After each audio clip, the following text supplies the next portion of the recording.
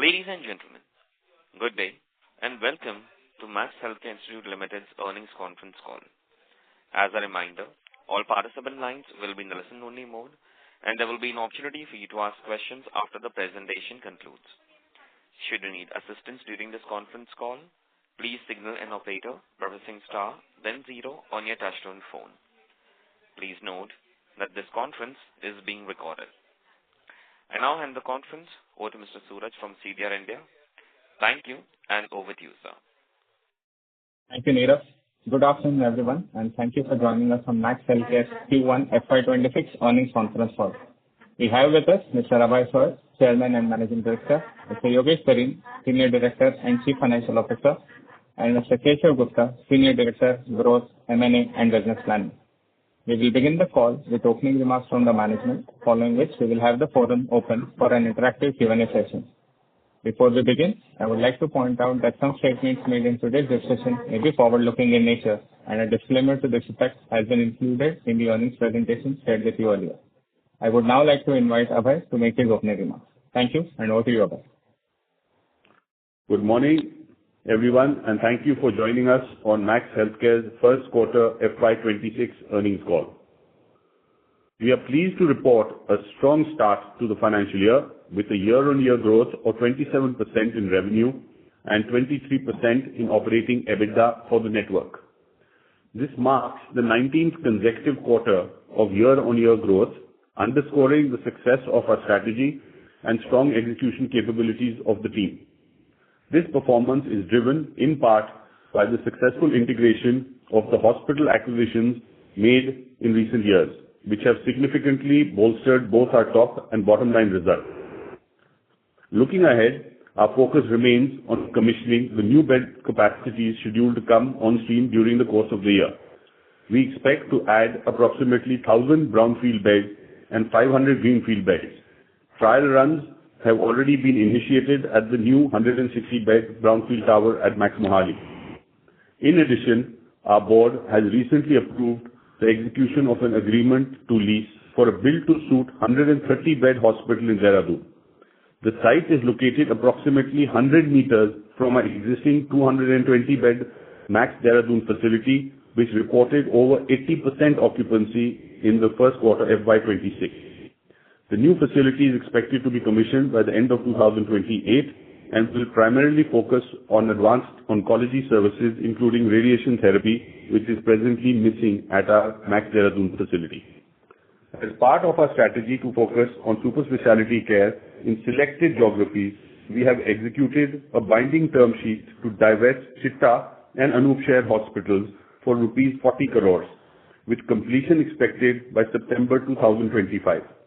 Of the two, only Chitta Hospital was operational and reported approximately rupees 5 crores in revenue and rupees 1 crore of EBITDA loss in the first quarter FY26.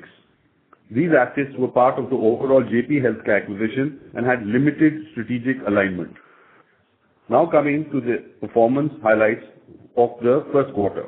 Please note that the term existing units hereafter refers to the network facilities that were operational prior to Q1 FY25, while Max Noida and Max Dwarka are categorized as the new units. Average occupancy for the network stood at 76% compared to 75% in both Q1 last year and the trailing quarter. However, existing units achieved occupancy levels of over 78%. Occupied bed days increased by 26% year-on-year and 4% quarter-on-quarter. Average revenue per occupied bed for the quarter was rupees 78,000, growing nominally by 1% year-on-year as well as quarter-on-quarter. For the existing units, like-for-like ARPOB grew by 5% year-on-year and 2% quarter-on-quarter. Network gross revenue was 2,574 crores, up from 2,028 crores in Q1 last year, and rupees 2,429 crores in the previous quarter. This reflects an increase of 27% year-on-year and 6% versus the trailing quarter. Of this, new units reported a gross revenue of rupees 231 crores. Like-for-like revenue growth in existing units was 16%, driven by an increase of 10% in occupied bed days and 5% in ARPOB.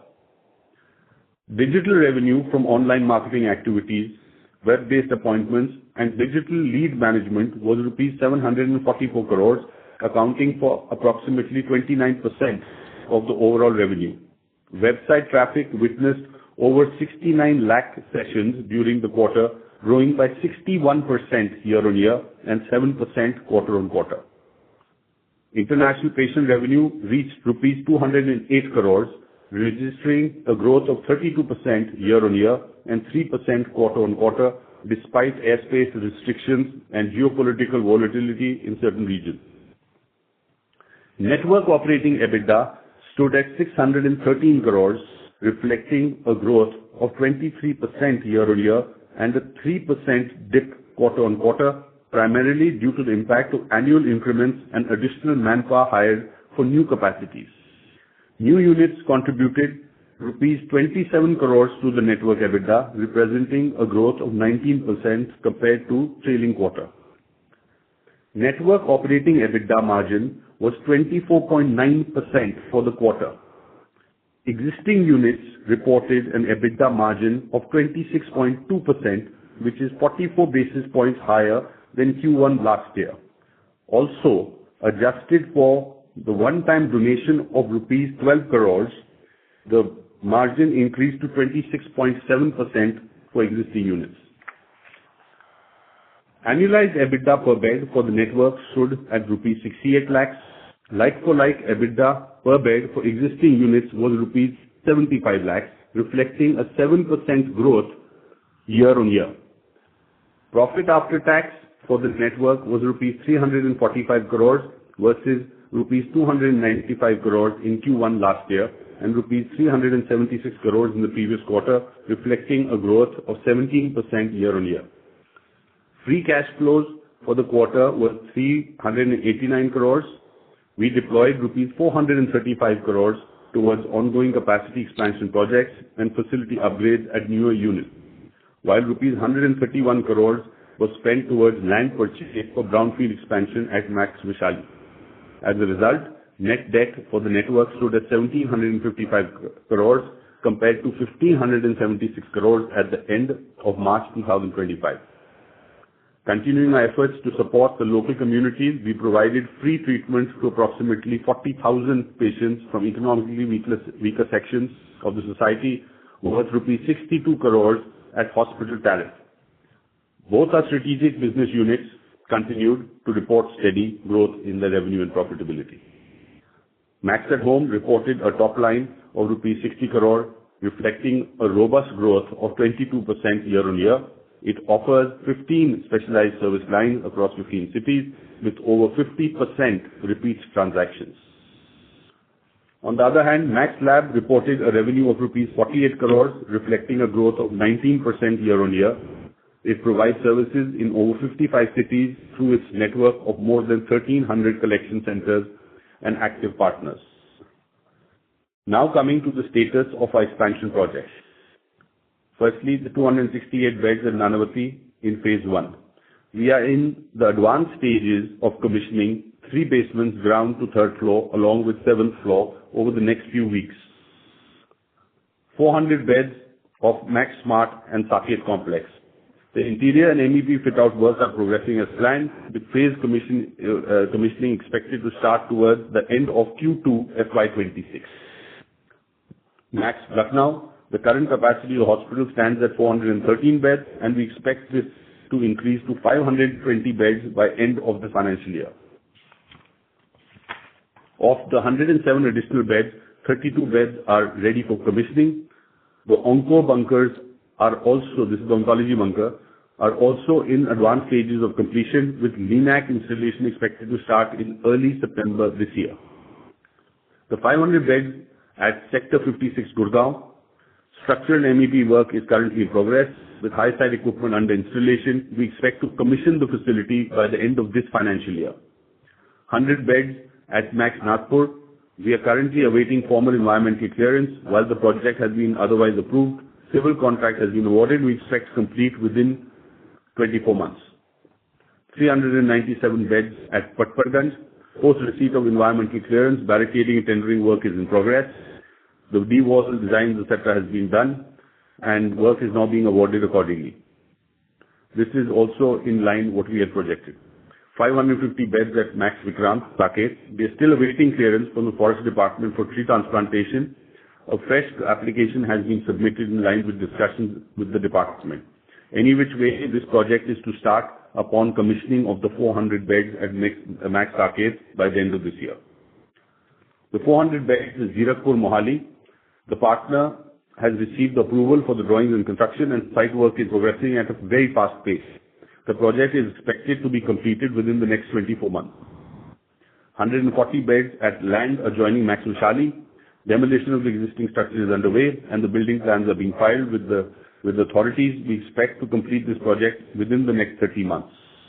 500 beds at Thane. Partner is in the process of finalizing the master plan for the larger site. Detailed drawings for the hospital are being prepared, and we expect submissions to begin by the end of this quarter. The 250 beds at Pritampura, Delhi. Partner has submitted the drawing for approval. Site cleanup and barricading works have been completed, with construction work to commence upon receipt of necessary approval. With this, we open the floor for any questions you may have. Thank you very much. We will now begin with the question and answer session. Anyone who wishes to ask a question may press star and one on their touchtone telephone. If you wish to remove yourself from the question queue, you may press star and two. Participants are requested to use handsets while asking a question. Ladies and gentlemen, we will wait for a moment while the question queue assembles. Participants, you may press star and one to ask a question.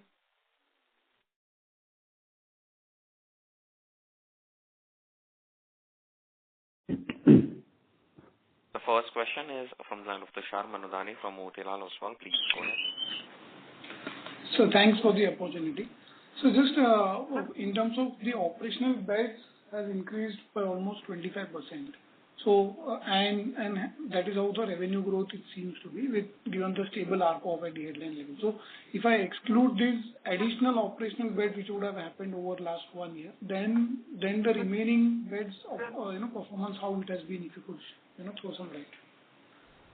So, like I mentioned, the existing beds is what we are calling what opened in the last 12 months. So Dwarka opened in July, and JP Noida was acquired in October, November. So if I just take these two facilities out, then the growth in revenue has been 16%. And that is driven again by further sort of optimizing payer mix, or is it a combination of? No, so let me just say this. So then basically, the existing hospital, that means including the Lucknow and Nagpur, the growth has been 16% and 18%, as Abhay mentioned. Right? If we take out the two new hospitals that we added in this, basically the Lucknow and Nagpur, which the acquisition happened in the quarter 4 of the FY24. So in that case, the growth will be, I take that out, then the growth will be around 13% in the revenue and around 15% in the EBITDA. So that means even the base level existing hospitals, even taking out Lucknow and Nagpur, the revenue is quite robust growth. Got it, sir. And so subsequently extending to this, now. And also I want to mention that in that case, the growth in ARPOB will be 7% instead of 5% that Abhay mentioned over the existing hospitals. So that means the base level existing hospital growth will be, ARPOB in 7%, 5% in the OBDs, and overall growth in the revenue will be 13%. And of course, the occupancy would be any case going sort of 80% plus, right? I mean, because the headline occupancy itself is at 75-76%. Yes. No, I think in the base level hospital will be around 79.9% in this quarter. But if 79.9% is almost 80%, okay, in the quarter base hospitals. But if you add Lucknow and Nagpur to it, okay, then it comes to 78%. But then if you add the other two which we did last year, then it comes down to the 76%, which is similar to what it was last year. Got it. So that's why, fair. I mean, the The further extension to this is that if I exclude these new, whatever that got added over last year, then the base hospitals may, given that we've already grown in this year as well, and we are already Yes. at 80% occupancy.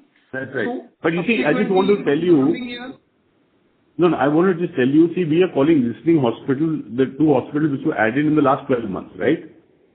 yeah, But if I extend this argument to 15 months, then it becomes 4 hospitals. So therefore, I'm just telling you, from existing hospitals, we are only counting the 12 months. In spite of that, the occupancy has gone up from 75 to 78%.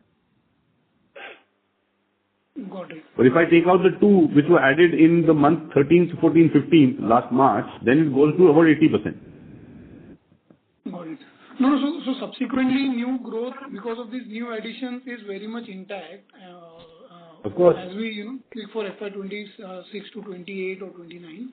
Just trying to understand, if I exclude all these and only on the base hospitals, probably now the base it's being dynamic in nature, so, can't do much about it. But let's say if I exclude last 12 months additions, then subsequently, whatever, there is a recent comment, and we reaching at 80% occupancy. So in the next 2 to 3 years, is there still scope to grow and further increase the occupancy, or that becomes more or less the base, and so the addition of beds is what is going to drive the growth going forward?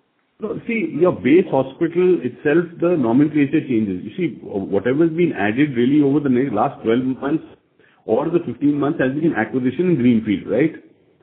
Yeah. So for example, what we are going to be growing in the next 30, 60 days, the 3 brownfields which are coming through, okay, in the next, let's say 30 odd days, is going to be brownfields. So they add on to the existing facility. So then it's difficult to say that, look, in a brownfield, the earlier beds are growing by this much and the newer beds are going that much. Fair. No, I'm just Right? trying So to... I think, yeah. So the take-up of this should be, although it's brownfield, the take-up should be very quick. Understood. And so just secondly, on this international patient flow, which all other geographies, we've been sort of engaged with to get this such kind of high growth? So I don't want to actually go into details of other countries, etc. Okay, because I don't want all the players going into those countries as well. But yeah, they've been newer geographies in some of the developing countries as well, developed countries as well, right? But of course, some time back we had guided you to the fact that we were opening direct-to-fly offices, right? And in other countries and so on and so forth. So that there was a focus towards international marketing and business is something we had called out much earlier, even a few years back. And I think what has led is we've got increased traction through that strategy. And we've been doing more of that and being able to drive more and more patients. Got it, sir. And just lastly from my side, in terms of net debt, given the projects at hand, without considering any inorganic opportunity at this point of time, because that will be as and when it comes, Yes. how net debt one should sort of think of at the end of FY 26? Yeah, so I think the net debt will, go up to some extent because we have tied up some funds for the projects underway. So if I really say by the end of FY 26, we may have probably addition in the net debt to the extent of around 400 to 500 crores. 200 crores, right? 400 crores. 4 to 500. 4 to... So it will become net debt to EBITDA of maybe then still less than 1, I presume. Sure. Thanks, sir. That's it. Thank you. Next question is from the line of Damayanti Kerai from HSBC. Please go ahead. Hi, thank you for the opportunity. My first question is on your focus on the oncology segment. So this is largest for you, and year on year also I think it has grown up. So it's already 25-26% of your total hospital revenue. And I understand in newer hospitals also you are trying to offer these services. So in terms of further growth from current level, what kind of headroom do you think is available here? So I think first and foremost, some of the newer hospitals, particularly Dwarka and Lucknow, both don't offer radiation oncology at this point of time, right? Because the bunkers are not there. But in the third quarter, we're expecting the bunkers to sort of come through in both these hospitals. And so therefore, you see a larger share of oncology certainly in these, and that will make an overall sort of this thing as well. We don't believe that there is any sort of reason for the growth in oncology to abate. These are structural, I mean, we are essentially catering to the market. Essentially the market is growing at what it is. And that is what is leading to increase in our share of oncology. Okay. And do you think the kind of, demand out there in the market and your leading position here, this therapy could be upwards of 30% in, say, few years from now? And why I'm asking, because I guess what we are hearing from your peers also, they are focusing a lot more on oncology compared to a few years back. So from that perspective. So I think to a large extent we can say we are focusing on it, but we are also all reacting to what is happening in the marketplace, right? And yes, we've seen growth in numbers in oncology, perhaps more than other specialities. And if you compound it at that, then certainly you will start increasing the market share of oncology, and it will be a higher sort of market share. It's been growing, and it's not necessarily that the new facilities that we acquired that has led to growth in oncology alone, because the newer facilities, like I mentioned, have a lower component at this point of time because of radiation oncology not being there. For example, Nagpur does not have radiation oncology. Lucknow did not have radiation oncology. Dwarka does not have radiation oncology. Okay, JP has, but that's really 1 out of the 4. I think as and when, and like I said, when we are able to expand our suite of services, which is in Q3, in at least 2 out of those 4 hospitals, then the share should go up. Got it. Thanks. My second question is on your newer hospitals, which will open soon.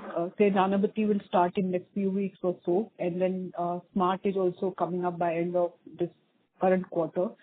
So what is the status right now on the doctor hiring part? Like when do you onboard most of the doctors? Like before start of the unit, or you will add on gradually as you offer more and more services? And what kind of numbers you are looking at?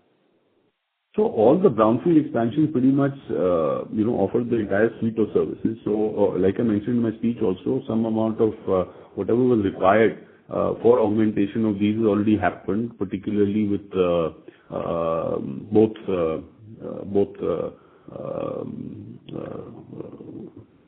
Nanavati as well as Nanavati, Mohali and Saket, but all 3. And but incrementally as when you open more beds, so we definitely have whatever we believe, because again you're opening 400 beds, opening 400 beds in day 1. As in when you get the floors, you kind of open it up. But we have more than adequate sort of clinicians who and already onboarded to be able to support what it is, and incrementally you'll keep growing thereafter as well. But that'll be incremental, so you won't feel it. So whatever has been absorbed is absorbed. You will not see any impact because of that.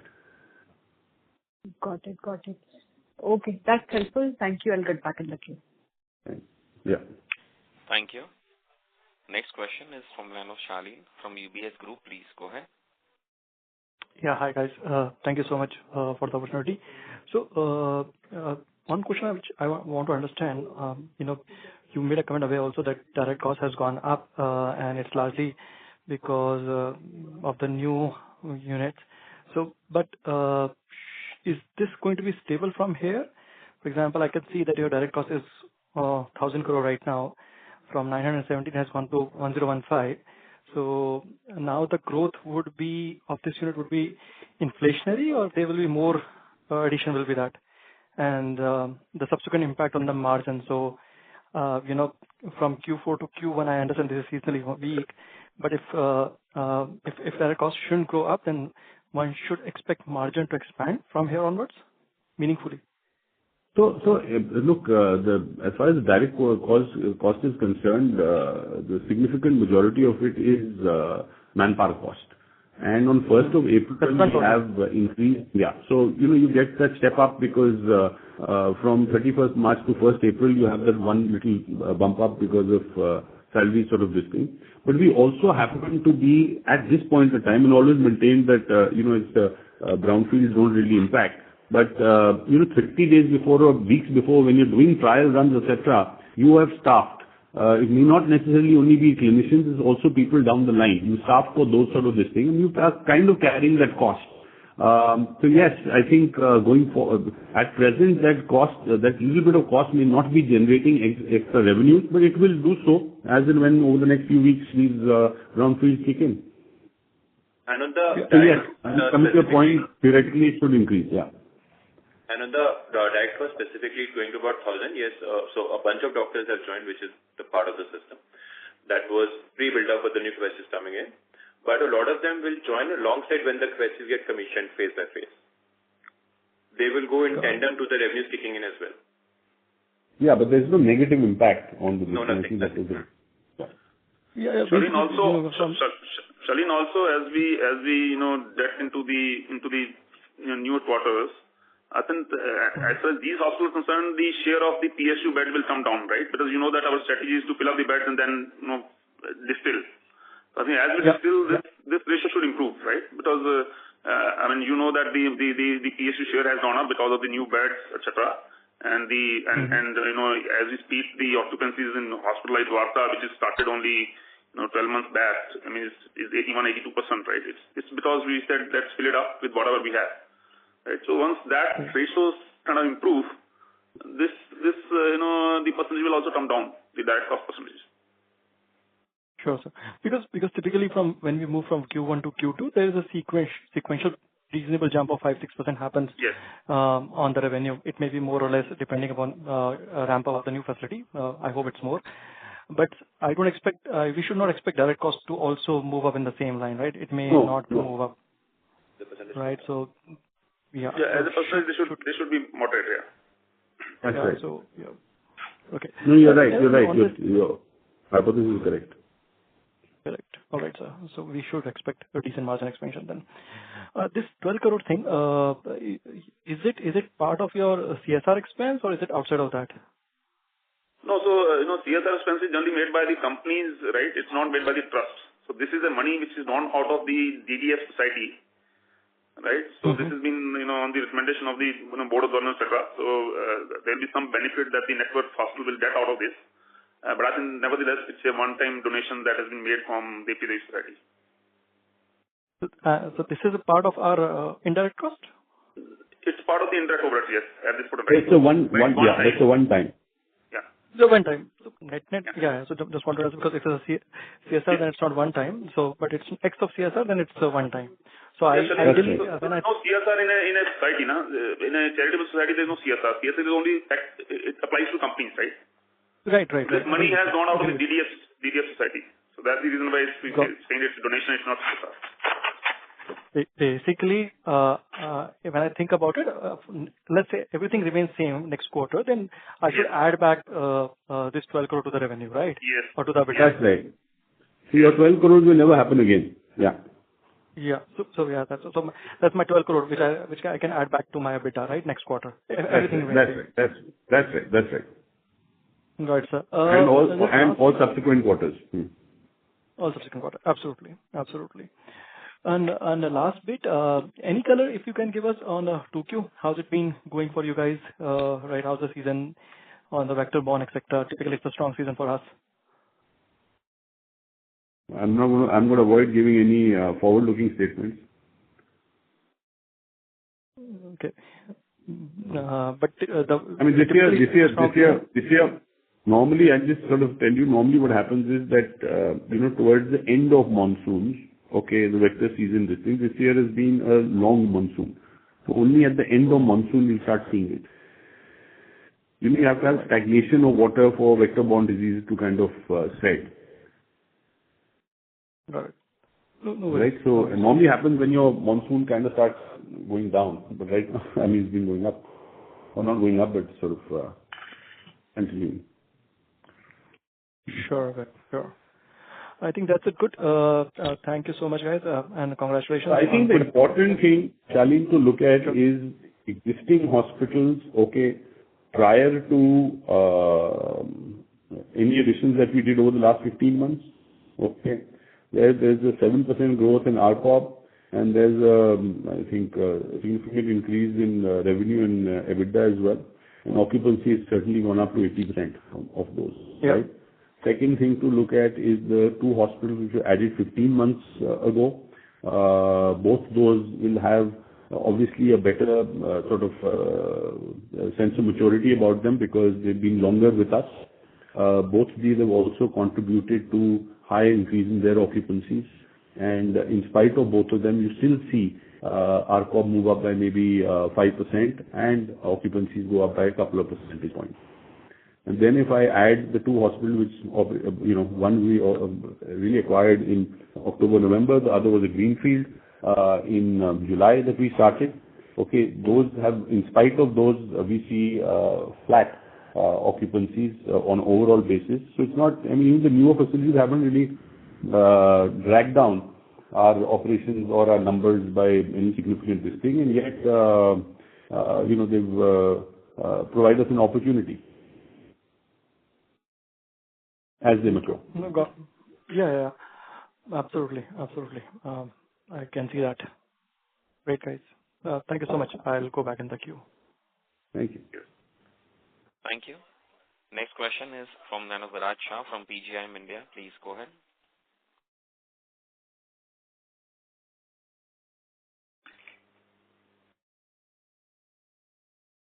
Hi. Viraj, may I request you to unmute and proceed with your question? Hi, am I audible? Your audio is very feeble. Can you speak a little louder and through the handset? Hello. Am I audible? Yeah, go ahead, please. Yeah, so I just wanted to know regarding the growth trajectory of the acquired hospital on revenue and EBITDA basis. How has it been post the acquisition? You're talking about the Nagpur and Lucknow?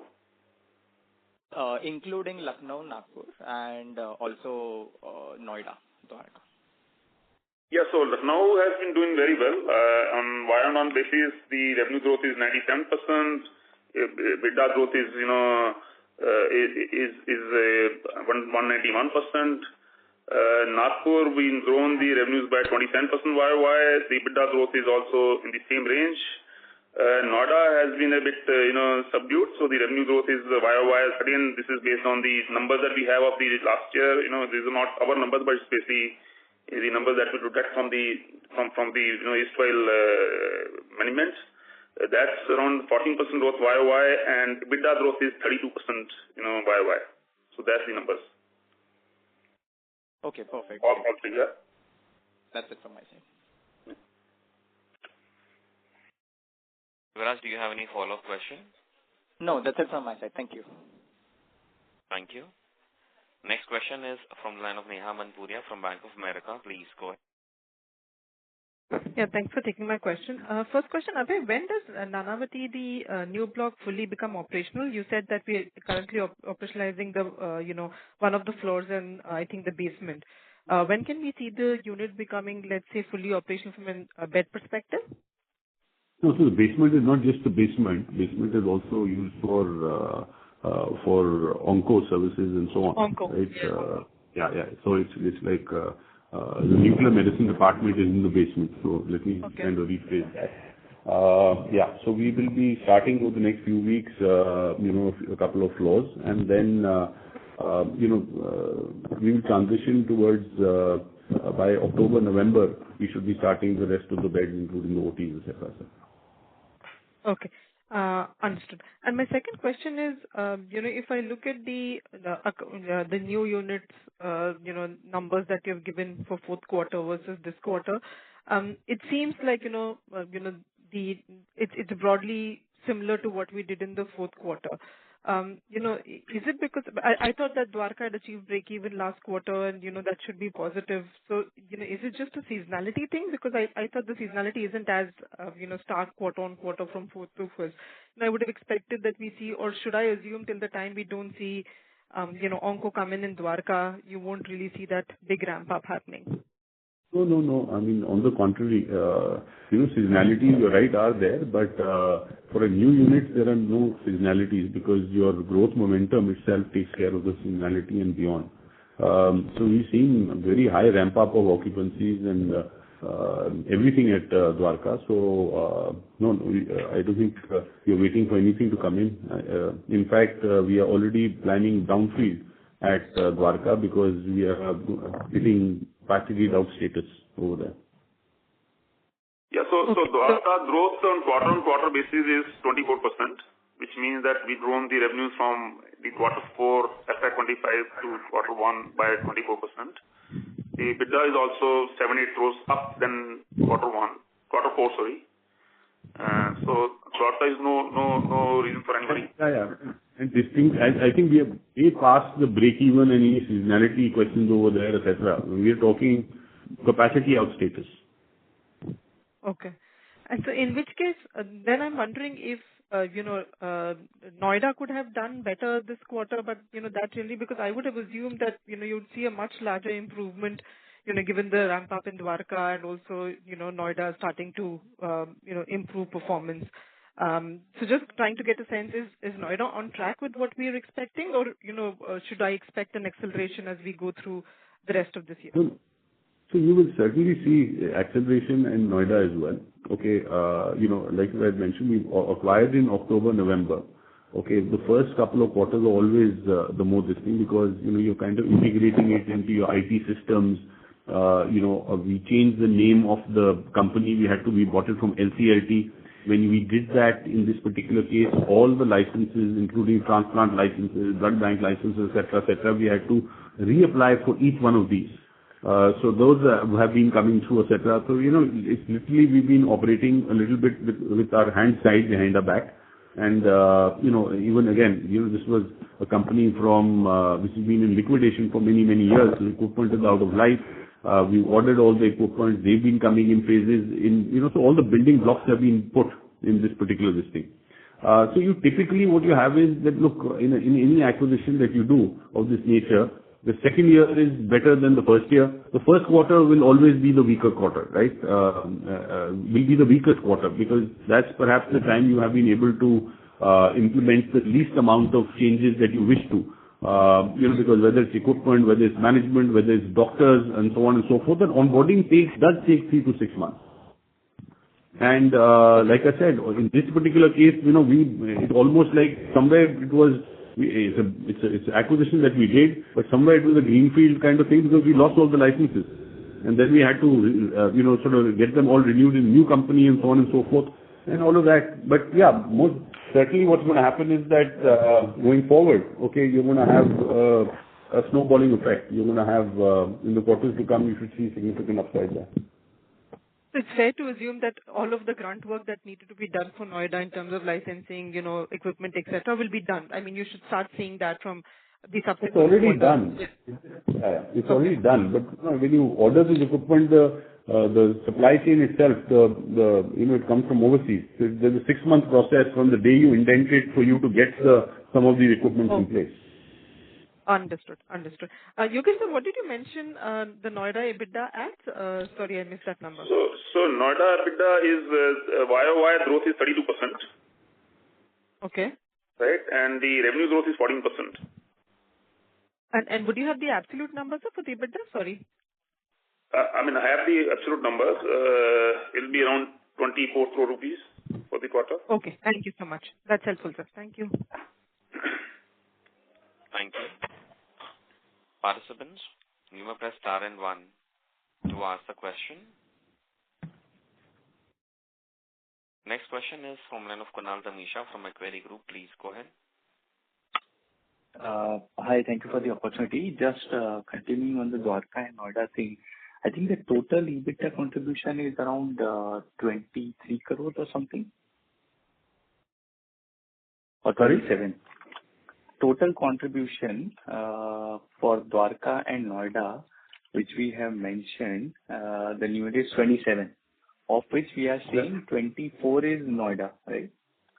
No, so I think you'll also consider that, when the unit EBITDA will be 2.5% higher because we also cross-charge the extra cost when we report numbers to the investors. But when you see a unit performance, then it will be 2% higher in terms of EBITDA margin, right? 2.5% higher. That's 2.5% of the revenues allocated to units as extra cost. So this 27 is unallocated. This 24 that I mentioned is the unit EBITDA, right? Unit 24 EBITDA. crores. Okay. Yeah. And which would come down to what, around 20? By 2 crores. Dwarka is Yeah. Because Dwarka you said 7, 8, right? Yes. That's right.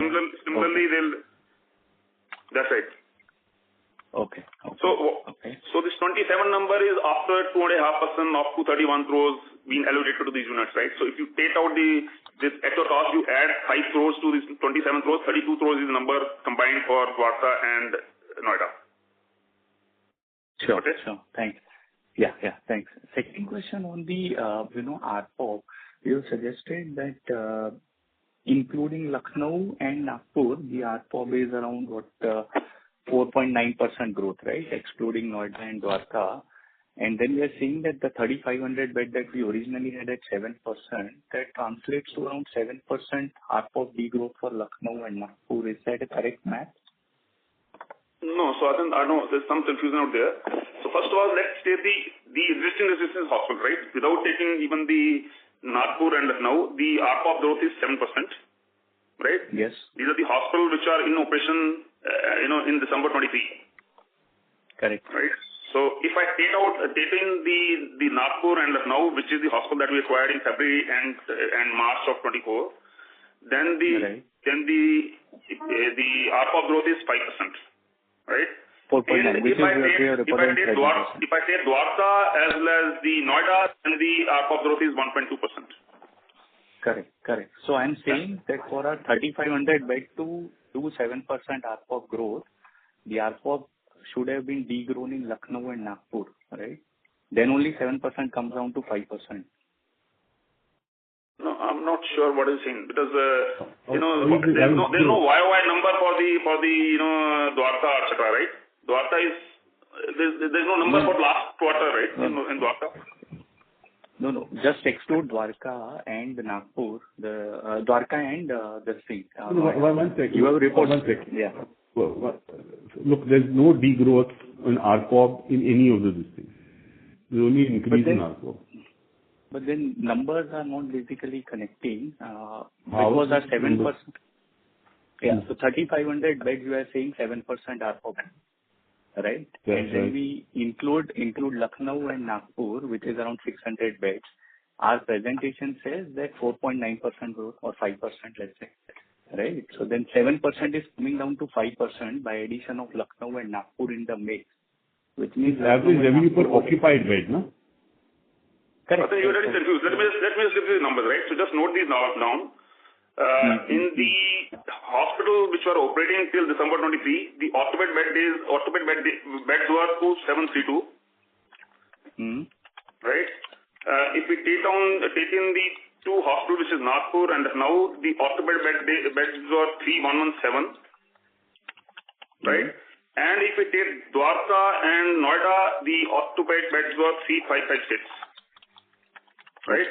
Now you do the math and Yeah. I'll maybe connect offline on this. Sure. Yeah. So, no, the other math will work out. Sure. Please get your formula straight. I've seen your formula and some of the other this thing is, in spite of us saying that occupied bed days have gone up and A-loss has gone down, I believe statements have been made in your formula that our footfalls have come down for IPD. So, theoretically that's not even possible. So please get your facts right. Sure. I'll do that, sir. Yeah. And then second question is, we have seen significant increase in institutional business, right? Even let's say because last year same quarter we would not have Noida or Dwarka, right? But there is a significant increase, and I assume that Lucknow and Nagpur are not the center for a lot of institutional patients. Right. So we started institutional in Bombay also in view of the new beds coming. We've also in Nagpur we started, was not there earlier prior to our takeover. So it started last year. So is Lucknow.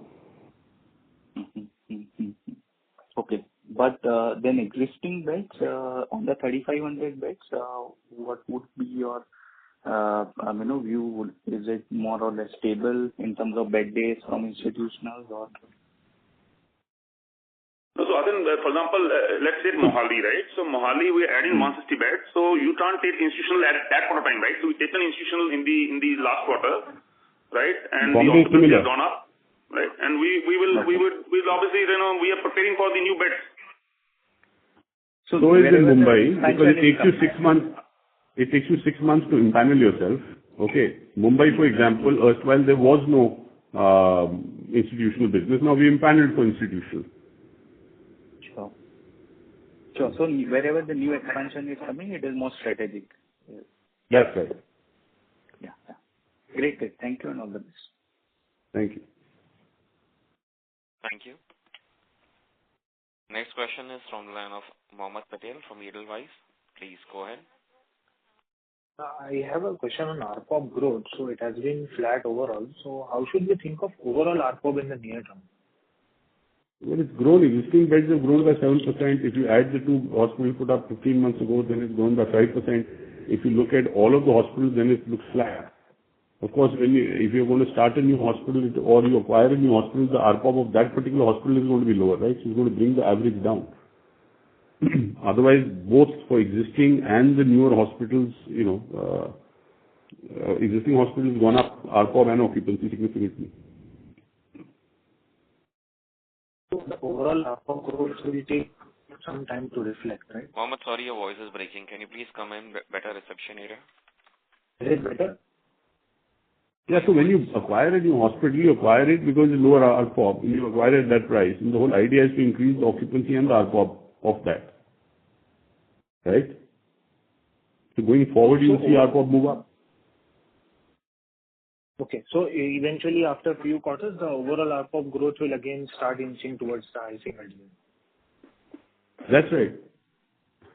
Okay. And my second question is, should we having said that, okay, it also depends where you're acquiring. We buy for ROCE. We don't buy for, I may acquire something in a tier 2 city where the ARPOB is, let's say, half the present ARPOB. And that ARPOB of that place may never go up to my existing cluster ARPOB. The fact is, we have to figure out what ROCE are we buying it at. If I'm buying it at a 20-25% ROCE, if I believe I can get it to a 25% ROCE, in spite of it having a lower sort of impact on my overall ARPOB, I still acquire it, right? I think the cadence you're looking at is incorrect. ARPOB by itself or a margin by itself, okay, of any capacity that you're acquiring or you're starting today, okay, is incorrect. What we have to see is, do we have superior return on capital profile over there or not? Okay, fair enough. My second question is, let's say if I get an opportunity to buy a chain of hospitals which operates at less than half the ARPOB I'm overall operating at, and I'm able to buy it at a 25% ROCE, should I or shouldn't I? I should, right? What it would do is bring my overall ARPOB down, and I may never be able to climb up to sort of my present levels of ARPOB, so be it.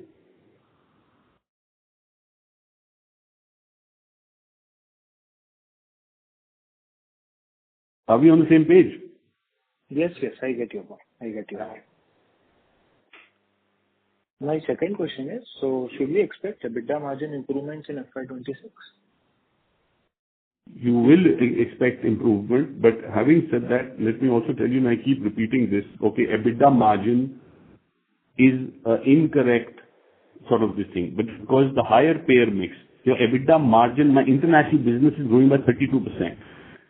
Supposedly it's higher margin business in value terms, okay, but in percentage terms it's a lower margin business. When you do robotics or you do transplants or you do any of the high-end business, surgical business, okay, it gives you less margins in percentage terms, but it gives you more in value terms. Please consider EBITDA per bed as the right cadence and not EBITDA margins. So one end, okay, because of better occupancy, okay, at one end, because of better occupancy, higher utilization, and so on, your margins will increase. On the other end, because you're going for a superior payer mix and a superior clinical mix as well, okay, your margins should decrease because of that. Right? But your EBITDA per bed will increase and your ROCE will increase.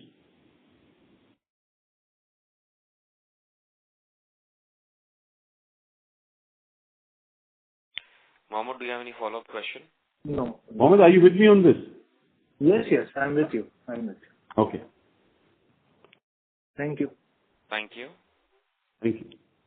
Next question is from line of Sujit Shah from SK Enterprises. Please go ahead.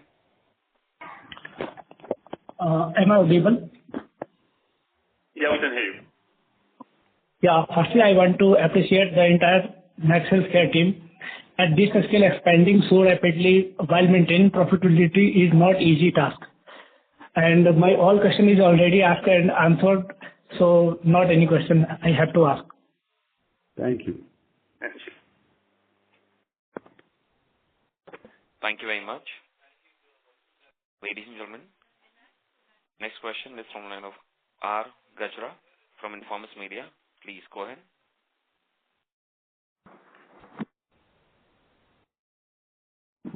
Hello, can you hear me? Am I audible?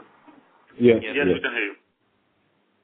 Yeah, you earlier in the call you mentioned that at the end of FY26 the net debt will be, and you gave some figure for that.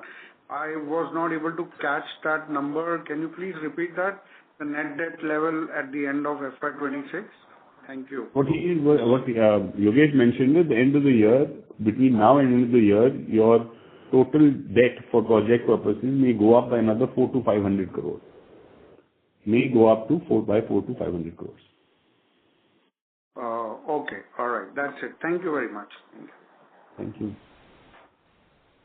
Thank you.